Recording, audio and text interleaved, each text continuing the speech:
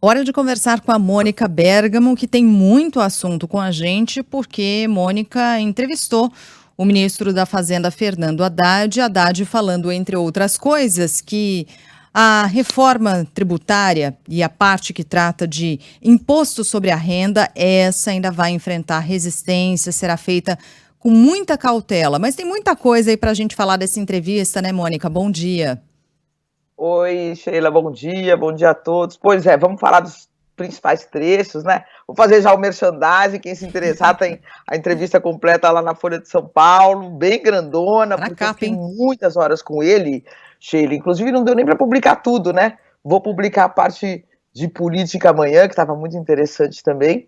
Mas é isso, eu acho que o principal que a gente pode pensar, Sheila, que eu acho que interessa para a grande maioria é o seguinte: o Haddad, o governo apresentou a primeira parte da reforma tributária, que simplificou os impostos sobre o consumo, né, o imposto sobre o que a gente paga quando compra um copo, quando vai no cabeleireiro, quando usa serviços, mas não mexeu ainda, e essa vai ser a segunda parte, sobre a nossa renda, o salário, o lucro das empresas, quem é PJ, pessoa jurídica, por exemplo, que tem muita gente da classe média que aderiu à pejotização, como a gente chama, que tem a sua pequena empresa, tudo isso não foi mexido ainda, né? O imposto sobre a renda das empresas, a renda das pessoas físicas, ainda não foi mexido. Por que não foi mexido, Sheila? Porque é uma parte muito delicada para você mexer. Mexe no bolso, então ninguém quer, todo mundo acha que o outro tem que pagar, mas ninguém quer pagar.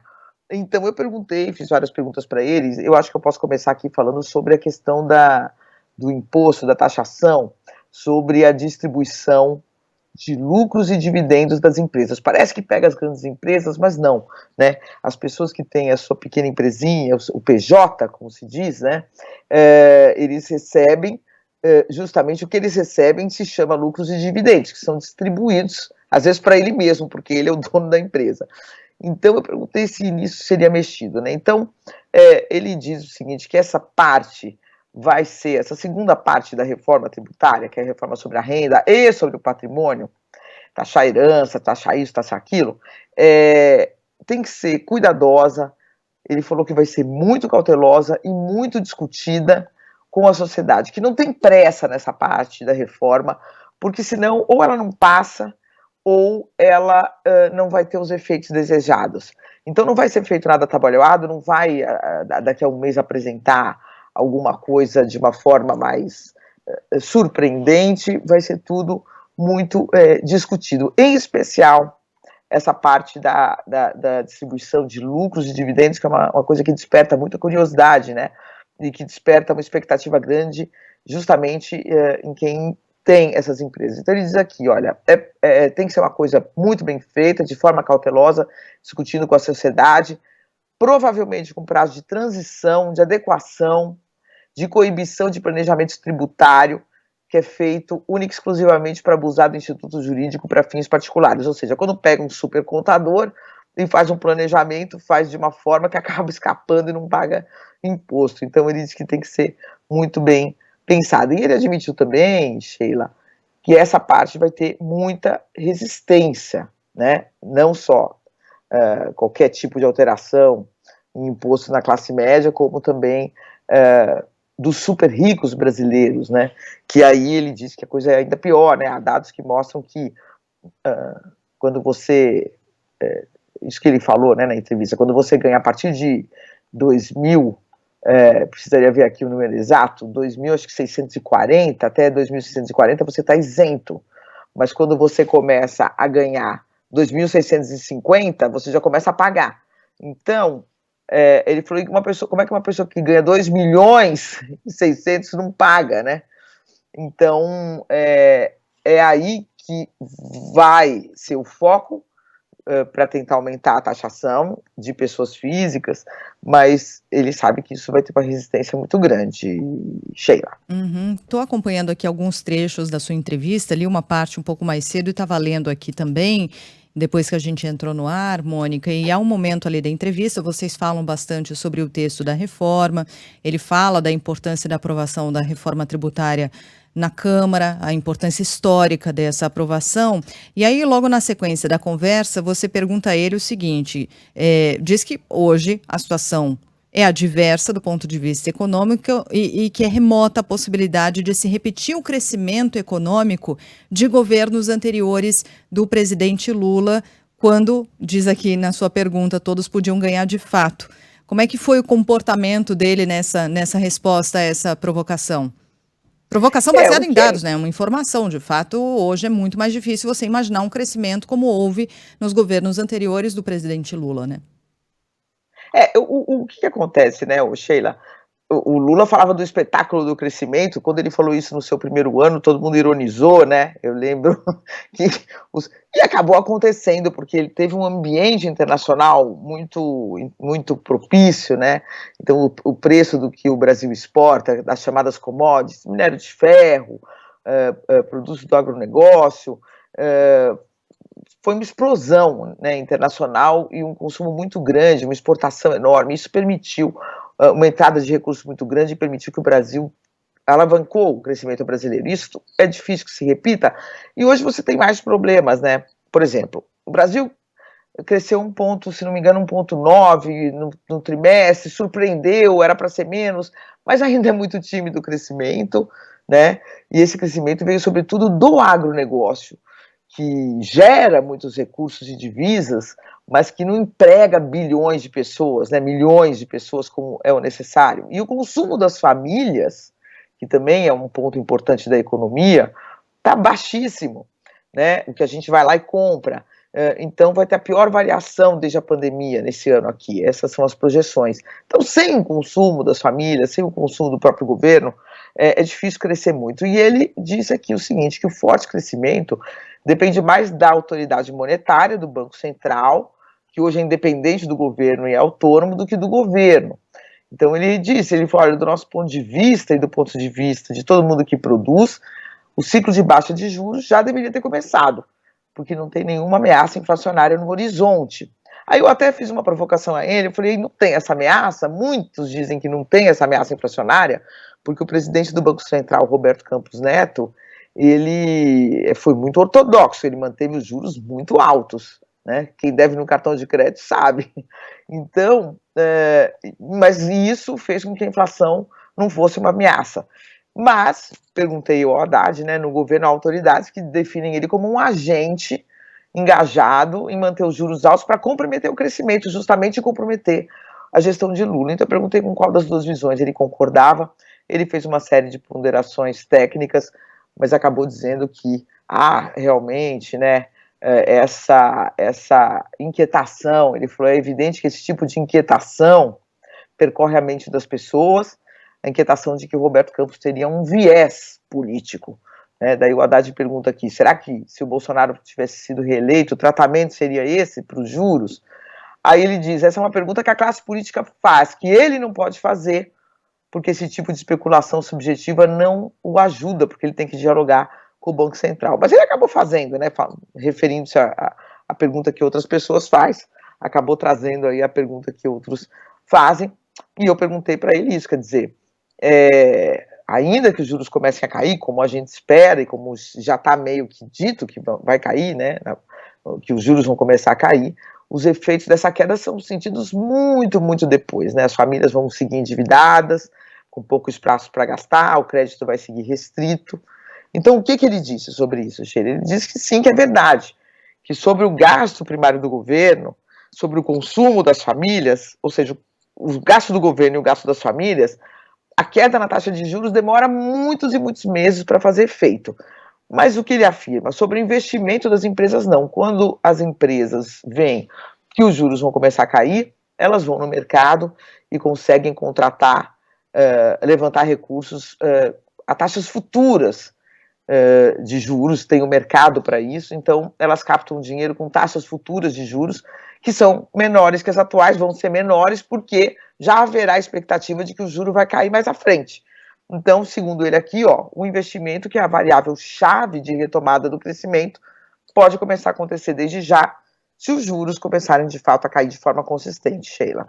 Estava vendo aqui em outro momento, quando você fala do desafio, e é um desafio enorme de arrecadação que esse governo tem nas projeções do próprio Tesouro, uma arrecadação adicional de mais de 160 bilhões de reais para que consiga zerar o déficit primário em 2024. E aí você pergunta, quando a gente fala de arrecadação, a gente está falando o quê?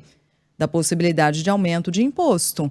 E você pergunta mais de uma vez sobre isso para o ministro Fernando Haddad, de maneiras diferentes. Primeiro, que garantias o governo dá de que não haverá um aumento de impostos, cortes no orçamento? Daí, em outro momento, mais enfático, você pergunta que é um compromisso firmado em cartório de que não haverá aumento de imposto?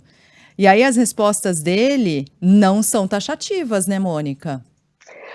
Ele enfatiza muito o seguinte, ele fala, olha, nós vamos fechar os buracos por onde o dinheiro escorre, né? Nós vamos corrigir o que ele chama aqui, corrigir distorções absurdas do sistema tributário.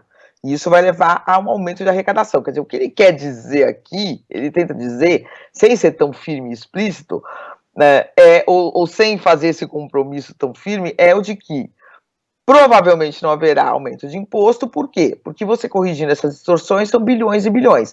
Então ele cita, e cita muitas vezes, o exemplo dos julgamentos pelo Conselho de Administração de Recursos Financeiros, um conselho que quando a gente está devendo para o governo cobra, a gente acha que é injusto, não quer pagar, esse caso vai parar no CARF, né? E aí o CARF faz o julgamento. Em geral, são grandes empresas que vão parar no CARF, né? Nosso caso é mais fácil chegar, negociar e pagar, porque precisa ter bons advogados para chegar no CARF. Bom, chega lá no CARF, sempre foi assim. Você tem o julgamento, tem o resultado. Se o CARF decidir que você deve, você tem que pagar. Se o CARF decidir que você não deve, você não tem que pagar. Quando empata, Sheila, o governo tem o voto de Minerva, dá o desempate, quase sempre a favor do próprio governo. O governo do presidente Jair Bolsonaro mudou essa regra e disse o seguinte: quando empata, é a empresa que ganha. Isso fez com que bilhões não fossem pagos. Eles calculam que cerca de 50 bilhões estão ali, que poderiam ter sido arrecadados e não foram por causa dessa questão do empate favorecer as empresas. Então, ele fala, isso era um patrimonialismo dos mais execráveis, e nós mudamos isso, ou seja, eles enviaram para o Congresso um projeto que volta com o voto de desempate do governo. E com isso eles esperam, por exemplo, arrecadar 50 bilhões. Eles começaram a taxar, propuseram a taxação das apostas esportivas, que eles preveem aí que vão arrecadar de 6 a 12 bilhões, mas no orçamento eles vão botar um número menor para ser mais conservador, segundo o ministro, né? Mas vai ter uma arrecadação por causa das apostas.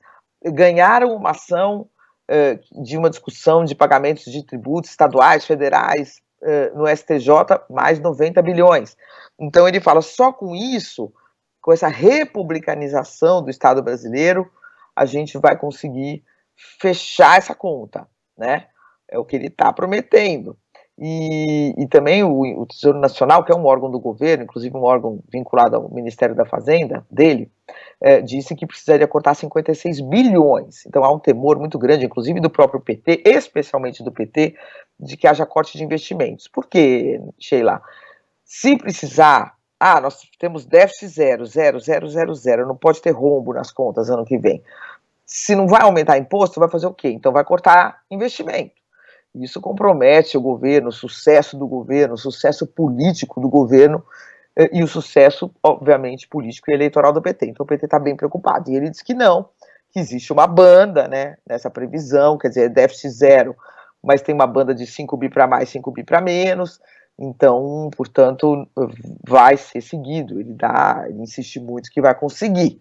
E o tempo vai dizer, né, Sheila, ele diz que o mercado duvidava muito que ele conseguiria fazer a reforma tributária, ele fez, então que ele tem, vamos dizer assim, créditos, né, o governo tem créditos aí, porque conseguiu fazer outras coisas das quais os agentes financeiros duvidavam, e eles foram lá e conseguiram fazer. Então o tempo vai dizer quem está certo, né, Sheila? Exatamente. Bom, na edição de amanhã, aspectos políticos dessa entrevista. Quer antecipar alguma coisa? Assim, só o lead, só a não, informação né? principal? Porque senão eu nem lembro. Mônica. Eu tô tentando me concentrar aqui. Ai, Mas é Mônica. isso, eu acho que o que fica dessa entrevista é, da parte econômica, o imposto de renda da classe média vai ser tratado com mais cuidado porque o impacto é muito grande, então vai ser algo muito, muito lento, promete que não haverá aumento do que a gente paga de imposto, e sim uma reorganização, e ele sinaliza aqui que vai realmente tentar tirar dinheiro dos super ricos, né? Ele cita aqui, por exemplo, só se a gente tiver mais um tempinho, ele fala, você acha que um brasileiro que é um milionário, que vive no Brasil, mas tem dinheiro fora do Brasil, e tem um fundo offshore lá, que ele investe, você, Mônica, você, Sheila, você, Carla, nós investimos nos fundos dos bancos brasileiros. Então, quando a gente tem rendimentos, a gente paga imposto de renda sobre esses rendimentos. Rendeu R$100, 15 está para o governo, né? No mínimo, né? Um super rico que tem uma offshore fora do Brasil, rendeu 100, é 100 no bolso dele, ele não paga imposto. Então ele fala, você acha que isso faz algum sentido? Né, tem fundos exclusivos familiares para quem tem mais, se não me engano, de 15 milhões, que esse fundo fica lá, você coloca todo o seu patrimônio em nome desse fundo, tem as cotas, e aí os seus filhos são seus sócios. Aí você morre, não tem imposto sobre herança, não tem nada, você nunca na vida paga imposto sobre aquilo, porque ele está num fundo exclusivo que tem isenção de imposto. Então ele fala, qual é o sentido do fundo da Mônica, da Sheila, da Carla, de todos os ouvintes, ter que pagar imposto, e um fundo exclusivo para milionários não ter que pagar imposto? Isso não tem nenhum sentido. Então ele sinaliza que vai muito para cima desses, que não é nem 1% mais rico, né, Sheila? É 0,35% dos brasileiros que tem uma renda mais alta, né? E é para cima deles que ele sinaliza que vai. Vamos ver de que forma e vamos ver se tem força para ir. Sheila. É isso aí. Amanhã falaremos mais desses aspectos políticos ou de qualquer outro assunto que tenha surgido uma bomba aí nos bastidores. Mônica, um beijo para você e até amanhã. Até amanhã.